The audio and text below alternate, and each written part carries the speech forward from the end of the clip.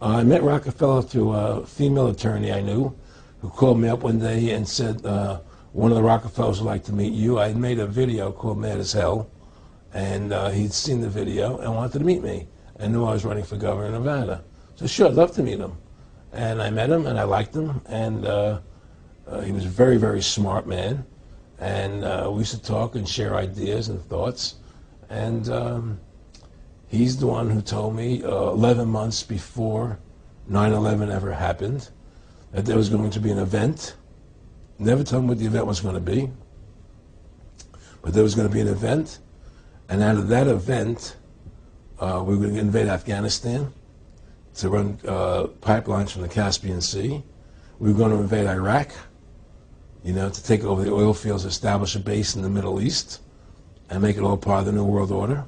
And we'd go after Chavez in Venezuela. And sure enough, later 9/11 happened, and I remember he was telling me how how you're gonna see soldiers looking in caves for people in Afghanistan and Pakistan and all these places, and there's gonna be this war on terror, which is no real enemy, and the whole thing is a giant hoax, you know, but it's a way for the government to take over the American people. He told you it was going to be a hoax. Oh yeah, oh yeah, there's no question. He says there's going to be war on terror, and he's laughing. There's no who are we fighting? I mean, why do you think 9/11 happened, and then nothing's happened since then?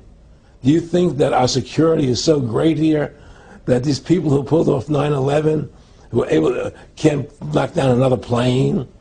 Come on, it's ridiculous. 9/11 was done by people in our own government and our own banking system to perpetuate the fear of the American people into subordinating themselves to anything the government wants them to do. That's what it's about, and to create this war, this endless war on terror. And that's why and that was the first lie. And the next lie was going into Iraq, you know, to get Saddam Hussein out with his weapons of mass destruction. That was the next lie. Now, specifically, this was a little over 6 years ago? This was 11 months before 9/11. Yeah. And Nick Rockefeller, he's a lawyer. He's become your friend over the previous years, and he's saying to you that there's going to be this big event, and then out of that we're going to have a war on terror, and it's just going to go on and on. Right. An endless war on terror without any real enemy. That you can never, so you can never define a winner. And did he say that it's going to be perfect because you can't define an enemy? It just goes on and on? Yeah, because you can't define a winner. There's no one to beat, so it goes on and on forever. And they can do whatever they want. They scare the hell out of the American public. Look, this whole war on terror is a fraud. It's a farce. It's very difficult to say it out loud because people are intimidated against saying it. Because if you say it, they want to make you into a nutcase. But the truth has to come out. That's why I'm doing this interview.